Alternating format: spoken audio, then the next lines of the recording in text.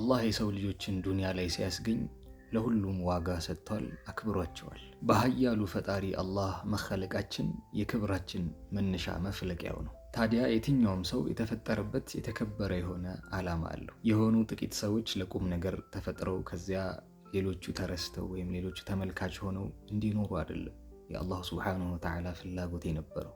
ነገር ግን የተፈጠሩበትን ዓላማ ያልዘነጉ ሰዎች አላህን ማወቅና መገዛት፣ በውዴታ ወደሱ ከቀረቡም በኋላ ለፍጥረታቱ መጥቀም፣ የዛ ነጸብራቁ ይሄ ነው ማሳያው፣ ለአላህ ፍጥረታት ጠቃሚ መሆን። ሳዳት ሱፊያ የስነ ፍጥረትን ሚስጥር በጥልቀት ካጠኑ መንፈሳዊ ሊቃውንት መካከል ሰይዲ ሙሒዲን ኢብኑ ዓረቢ ከ900 ዓመታት በፊት በላኩልን ደብዳቤ አንተ ተራ ሰው እንዳልሆንክ ይነግሩሃል።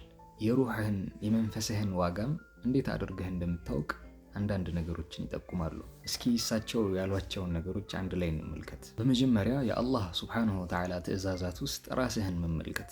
ለምሳሌ ቁርአን ሲወርድ ነቢያችን ሰለላሁ ዐለይሂ ወሰለም ሐዲስ ሲናገሩ ይሄማ ለደጋጎች ለሷሊሖች ነው፣ ይሄ እውቀት ላላቸው ነው፣ እንደዛ እንዳትል። ቁርአን ከወዳጅህ የተላከልህ ደብዳቤ እንደሆነ አስብ፣ ላንተ የተከተበ እንደሆነ አድርገህ አንብበው ይላሉ። ላንተ የተላከ ሪሳላ እንደሆነ የማንበብ ልማድን ካዳበርክ ሱፊዮቹ የቀዛህ የሚሉትን የሩህ ንቃትን አላህ ይሰጣል ማለት ነው። መንፈሳዊ ንቃት ደግሞ የሰው ልጅ የራሱን ዋጋ እንዲያውቅ የሚጠቅመው ወደ አላህ ሱብሓነሁ ወተዓላ የሚቀርብበት የመጀመሪያው መሰላል ነው።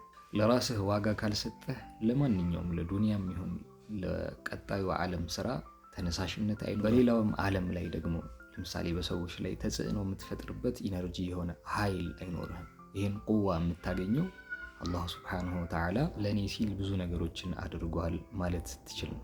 ሌላው ደግሞ አላሁ ሱብሓነሁ ወተዓላ ከሀያልነቱም ጋር ደካማ ባሮችን በየትኛውም ወቅት እንደማይዘነጋ ማወቅ ይኖርብሃል። አላህ ስናጠፋ ቸኩሎ የሚቀጣን ጌታ አይደለም። የአላህን መሐሪነት በእያንዳንዱ ወቅት ላይ ማስተዋል ይኖርብናል። ባዕዱል ዓሪፊን እንደሚሉት ለአላህ ሱብሓነሁ ወተዓላ 360 ሺህ የሉጥፍ ባቦች በየቀኑ ይከፈታሉ።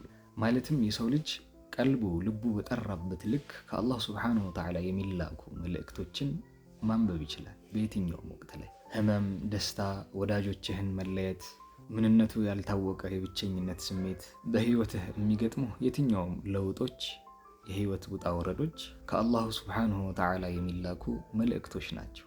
እነዚህን መልእክተኛዎች ለማስተዋል ግን ጥሩ ቀልብ፣ እንደ መስታወት የነጣ አንጸባራቂ የሆነ ልብ ያስፈልገናል ማለት ነው። ሶስተኛው ደግሞ ሙራቀባ ነፍስህን መከታተል ነው። አላህ ሱብሓነሁ ወተዓላ ወደ አንተ እየተመለከተ መሆኑን ማስተዋል። ወደ አንተ የሚመለከተው ሊቀጣህ አይደለም፣ በል ሊየህዲየክ ወደሱ ሊመራህ ፈልጎ ነው። ሙራቀባ ከፍ ሲልም ግቡ የሚሆነው ምንድነው? የአላህ ሱብሓነሁ ወተዓላ ቁድራ ቻይነት በሁሉም ነገር ውስጥ ለማስተዋል መሞከር፣ ራስህም ላይ ሌላውም ላይ። ለምሳሌ ሁሉም ነገር ከአላህ እንደሆነ የምታይበት ቀልብ እንዲሰጥህ፣ የሚያወርደው ከፍ የሚያደርገው የሚያርቀው የሚያቀርበው በሁሉም ነገር ውስጥ ቻይነት ከአላህ ብቻ እንደሆነ ለማወቅ ወይም ሙሻሃዳ የተባለው ዓለም ውስጥ ለመግባት የሚጠቅመን ይሆናል። ይሄ ግን የሚሆነው ከልባችን ውስጥ ከአላህ ውጭ ያለን ነገር ሁሉ ማስወጣት መፋቅ ስንችል ነው፣ ራሳችንን ጭምር ይላሉ። ሶስተኛው ደግሞ እጥሉብ ልዕልም ላኪን ሐውልሁ ኢለል ሕክማ፣ እውቀትን ፈልግ፣ ነገር ግን ያንን እውቀትህን ወደ ጥበብ መቀየር ይኖርብሃል። እውቀትህን ልብህ ላይ እንዲቀመጥ ከምላስ ያለፈ የሆነ እንዲሆን ጥረት አድርግ ይላሉ። ካልሆነ እውቀትን ከልብህ ላይ መተርጎም ካልቻልክ ወረቀት ላይ የተጻፈን ነገር ስላነበብክ አዋቂ ልትባል አትችልም። ያ እውቀት ደግሞ በአንተና በአላህ መካከል ድልድይ ሳይሆን ሒጃብ ግርዶ ይሆናል ይላሉ። ለዛ ነው ሳዳት ሱፊያ ቀደሰላሁ አስራረሁም እንደነ ሰይዲና ዓብድልቃድር አልጀይላኒ ያሉት፣ እንደነ አቡልሐሰን አሻጢሊ፣ ራሳቸው ሙሒዲን ኢብኑ ዓረቢ፣ ሰይዲ አሕመድ ሪፋዒ፣ እነ ኢብራሂም አደሱቂ እውቀትን እውቀት ብለው የሚጠሩት ከተቅዋ አላህን ከመፍራት የመነጨ ሲሆን ከወረቀት ላይ የተነበበ ሳይሆን። ይህንንም ዒልመል ለዱኒ፣ ዒልመል ኸድሪ፣ ዒልመል ወህቢ እያሉ ይጠሩታል። አላህ ንጹህ ከሆነች ቀልብና ንጹህ ከሆነ አፍካር አስተሳሰብ ያለው ዓቅል አንድ ላይ ከነዚህ ጋር ጨምቆ የሚያወጣው እውቀት ማለት። ይሄም ነፍስህን ካላወቅ አላህን ማወቅ አትችልም የሚሉት ሱፊዮች ለዘመናት የነሱ እውቀት ሆኖ የቆየው። ለምሳሌ እነ ሰይዲ አብዱልዓዚዝ ደባህ ቀደሰላሁ ሲራ ቁርአን እንኳን መድረሳ ገብተው አንድ ጁዝ ያክል ይቀሩ አልነበሩ። ላኪን ዒልማቸውን ፈትሾ ያየው የሚያስተውለው ነው።